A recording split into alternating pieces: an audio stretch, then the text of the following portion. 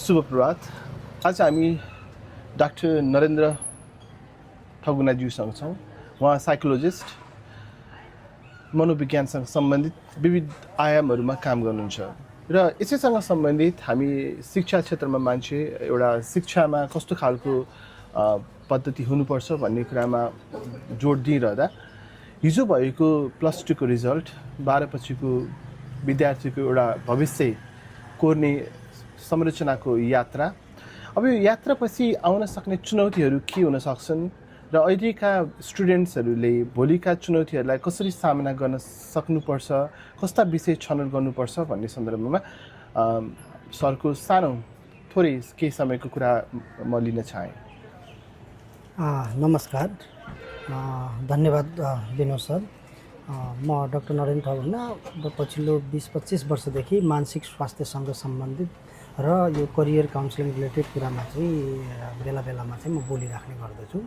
र यो जुन हिजो हाम्रो यस +2 को जुन रिजल्ट भएको छ, त्यो +2 को रिजल्ट पछि धेरै बालबालिकाहरूलाई अबको भविष्यमा मैले के मेरो करियर कतातिर लैजाने, के पढ्दा हुन्छ भन्ने सन्दर्भमा कुराकानी गर्ने सन्दर्भमा 2-3वटा कुरा चाहिँ ध्यान दिनुपर्छ जस्तो लाग्छ। एउटा महत्त्वपूर्ण कुरा के हो भने बालबालिकाको या उहाँहरूको इन्ट्रेस्ट के छ। जस्तै उहाँहरूले अब नेपालको सन्दर्भमा कुरा गरिराख्दाखेरि अहिले हाम्रो मेजर स्ट्रिम भनेको साइन्स छ, म्यानेजमेन्ट छ र ह्युमेनिटिजहरू छ। र त्यो 3वटा मध्ये कुन चाहिँ स्ट्रिमबाट उहाँले चाहिँ +2 पास गर्नुभएको छ त्यो कुरालाई ध्यान दिने। र त्यो सँगसँगै उहाँको इन्ट्रेस्ट चाहिँ कुन चाहिँ विधामा छ त, त्यो भित्र पनि कहिले कहिले कस्तो हुन्छ त भन्दाखेरि आफ्नो कोर इन्ट्रेस्टको कुरा थाहा पाउने र त्यो इन्ट्रेस्ट थाहा पाउनुको लागि र त्यसपछि आफ्नो चाहिँ एप्टिट्युड थाहा पाउनुको लागि अनि त्यसपछि आफ्नो पर्सनालिटीलाई चाहिँ थाहा पाउनु पऱ्यो अनि सँगसँगै तपाईँको इन्टेलिजेन्सको लेभल थाहा पाउनु पऱ्यो। भनेको त्यसको लागि चाहिँ हामीले आफ्नो सेल्फ एसेसमेन्ट गर्नु पऱ्यो। सेल्फ एसेसमेन्ट गर्दाखेरि एउटा चाहिँ पर्सनालिटी टेस्ट गर्नु पऱ्यो, मेरो पर्सनालिटीको नेचर कस्तो छ र मेरो नेचर अनुसार चाहिँ कुन चाहिँ प्रोफेसन मेरो लागि पछि फ्युचरमा राम्रो हुन्छ भन्ने कुरामा चाहिँ ध्यान दिनु पऱ्यो। दोस्रो चाहिँ के गर्नु पऱ्यो त भन्दाखेरि उसको एप्टिट्युडको लेभल के छ। एप्टिट्युड भनेको इनबर्न स्ट्रेन्थ अफ इन्डिभिजुअल हो। त्यो भएको कारणले गर्दाखेरि त्यो एप्टिट्युडको लेभल के छ भन्ने हामीले थाहा पाउनु पऱ्यो। तेस्रो चाहिँ हामीले के गर्नु पऱ्यो त भन्दाखेरि तपाईँको इन्टेलिजेन्सको लेभल के छ त, कुन लेभलको इन्टेलिजेन्सको लेभल छ र कुन प्रकारको इन्टेलिजेन्स उसमा डोमिनेट छ। जस्तै अब हाम्रो मल्टिपल इन्टेलिजेन्स अन्तर्गत डिफ्रेन्ट प्रकारका इन्टेलिजेन्सहरूको कुरा चाहिँ गरिएको छ र त्यो मध्ये चाहिँ कुन चाहिँ इन्टेलिजेन्स उसको इन्ट्रापर्सनल इन्टेलिजेन्स डोमिनेट छ कि इन्टरपर्सनल इन्टेलिजेन्स डोमिनेट छ कि उसको चाहिँ के हुन्छ काइनेस्थेटिक बडीली इन्टेलिजेन्स डोमिनेट छ कि ती मध्येका कुन चाहिँ इन्टेलिजेन्स उसको डोमिनेट छ त्यो चाहिँ थाहा पाउनुको लागि चाहिँ इन्टेलिजेन्स टेस्ट गर्नु पऱ्यो। र सँगसँगै इन्ट्रेस्ट टेस्ट चाहिँ हेर्नु पऱ्यो। इन्ट्रेस्ट इन्भेन्ट्रीहरूको माध्यमबाट चाहिँ इन्ट्रेस्ट स्केड्युलहरूको माध्यमबाट चाहिँ इन्ट्रेस्ट टेस्ट थाहा पाउनु पऱ्यो। त्यसले चाहिँ उसको आफ्नो म चाहिँ कुन विधाको लागि एप्रोप्रिएट मान्छे हो त भन्ने कुराको उसको इन्टरनल पोटेन्सियल हामीलाई थाहा हुन्छ भने। दोस्रो कुरा चाहिँ अब उसलाई चाहिँ के चाहिँ आइडिया हुनु पऱ्यो त भन्दाखेरि उसको फाइनेन्सियल ब्याकअप के हो त, परिवारको फाइनेन्सियल ब्याकअप के हो, कतिसम्म इन्भेस्ट गर्न सक्नुहुन्छ, अब कतिसम्म इन्भेस्ट गर्न सक्नुहुन्छ, त्यसको चाहिँ फाइनेन्सियल ब्याकअप के छ।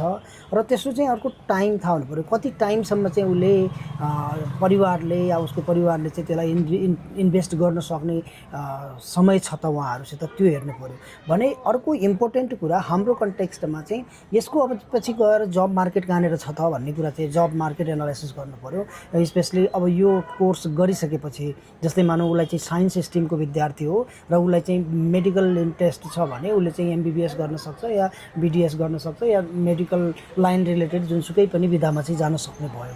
या ऊ चाहिँ ह्युमेनिटिज रिलेटेड स्टुडेन्ट हो भने ह्युमेनिटिजका चाहिँ त्यहाँ धेरै विधाहरू छन्। जस्तै साइकोलोजिस्ट बन्न सक्छ, पछि गएर साइकोलोजीको फिल्ड हुनसक्छ होला, त्यसै गरेर पोलिटिकल साइन्स हुनसक्छ होला, त्यसै गरेर ल हुनसक्छ होला, त्यसै गरेर चाहिँ तपाईँको अरू करियर रिलेटेड विधाहरू जर्नलिजम हुनसक्छ होला। ती विधामा चाहिँ उसले कहाँ जान सक्छ, के इन्ट्रेस्ट छ भन्ने कुरा ट्र्याक गर्नु पऱ्यो भने। म्यानेजमेन्टमा चाहिँ तपाईँको BBA MBA हुनसक्छ होइन, मार्केटिङ हुनसक्छ, फाइनेन्स हुनसक्छ, त्यसै गरेर अरू म्यानेजमेन्ट रिलेटेड हस्पिटालिटी म्यानेजमेन्टका कुराहरू हुनसक्छन्, म्यानेजमेन्ट रिलेटेड विधामा जाने भयो। र अब त्यो सबै कुरा थाहा भइसकेपछि उसको इन्ट्रेस्ट पनि थाहा भयो, उसको चाहिँ क्यापासिटी पनि थाहा छ, फाइनेन्सियल ब्याकअप पनि थाहा छ। अनि त्यो सँगसँगै लास्टमा उसले चाहिँ के गर्नु पऱ्यो भने हाम्रो कन्टेक्स्टमा अब उसले चाहिँ आफ्टर त्यो ग्रेजुएसन अर त्यो कम्प्लिट गरिसकेपछि जब कहाँ खोज्ने हो त विदिन द नेपाल हो या आउटसाइड नेपाल हो।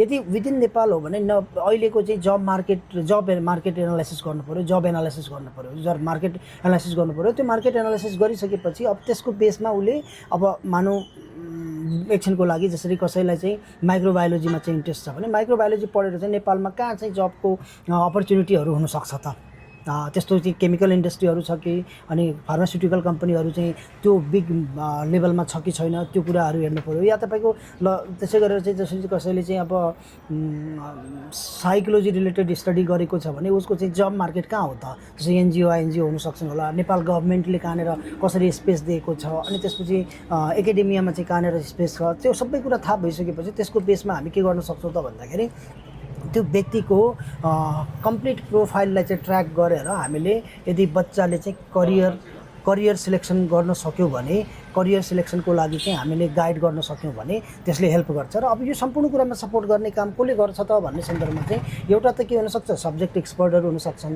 अन्य भए चाहिँ यो करियर काउन्सिलिङ गाइडेन्स गर्ने सेन्टरहरू हुनसक्छन् या त्यो विधाका विज्ञहरू हुनसक्छन्। र उनीहरूसित चाहिँ सल्लाह गरेर मेरो लागि बेस्ट फिट के हुनसक्छ भन्ने कुरा ध्यान दिइयो भने सम्भवतः उहाँहरूले आफ्नो लागि चाहिँ राइट करियर पाथ चाहिँ सिलेक्सन गर्न सक्छन् जस्तो मलाई लाग्छ। धन्यवाद, नमस्कार।